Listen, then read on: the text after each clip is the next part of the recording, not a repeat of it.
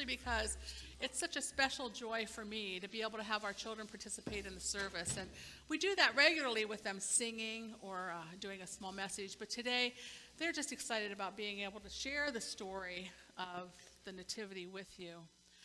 And one of the things this morning I was just thinking about, we all take for granted all the time, at least I take for granted the story.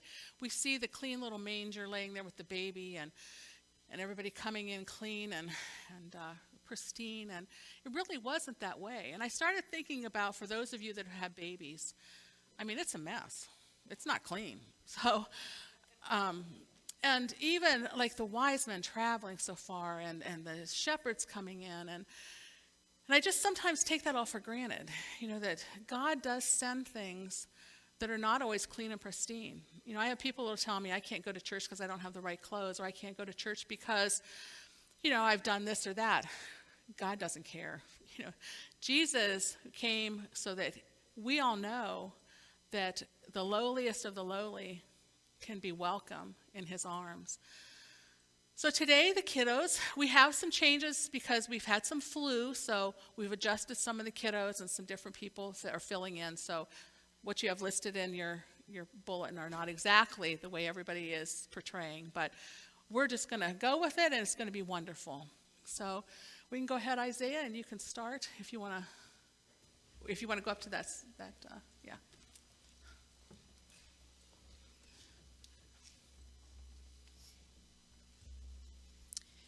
In those days, Caesar Augustus issued a decree that census should be taken of the entire Roman world.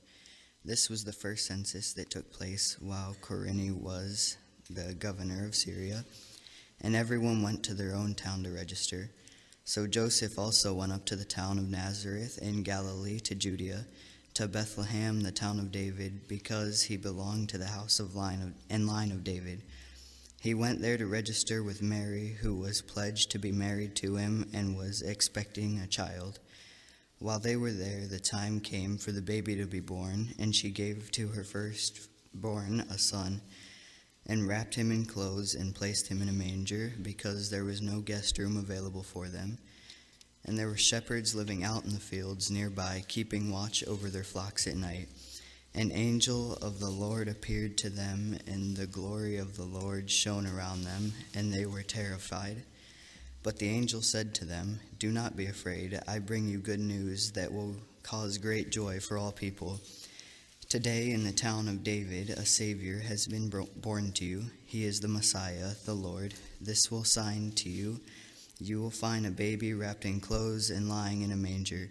Suddenly a great company of heavenly hosts appeared with the angel, praising God and saying, "Glory to the God, the highest heaven, and on earth peace to those on whom his favor rests."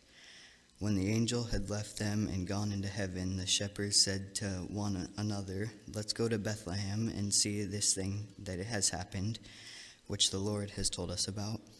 So they hurried off and found Mary and Joseph and the baby, who was lying in the manger. When they had seen him, they spread the word concerning what had been told about this child.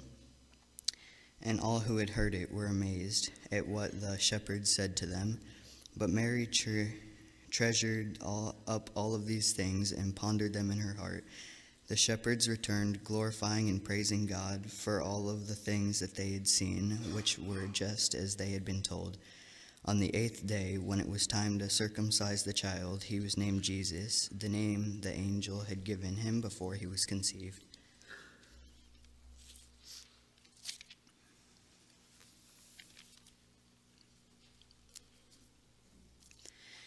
After Jesus was born in Bethlehem in Judea during the time of King Herod, Magi from the east came to Jerusalem and asked, "Where is the one who had been born King of Jews? He saw his star when it rose and have come to worship him."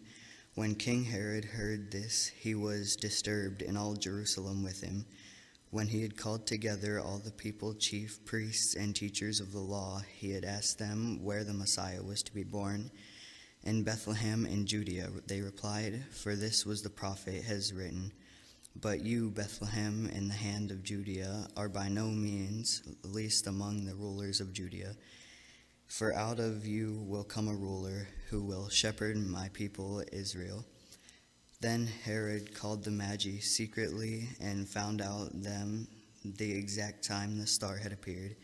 He sent them to Bethlehem and said, "Go search and careful for the child. As soon as you find him, report to me, so that I too may go and worship him." After they had heard the king, they went on their way, and the star they had seen when it rose went ahead of them until it stopped over the place where the child was. When they saw the star, they were overjoyed. On coming to the house, they saw the child with his mother Mary, and they bowed down and worshipped him. Then they opened their treasures and presented him with gifts of gold,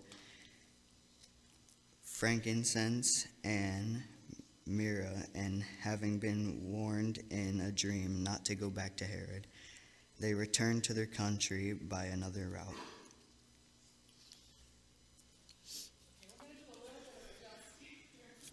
What was that?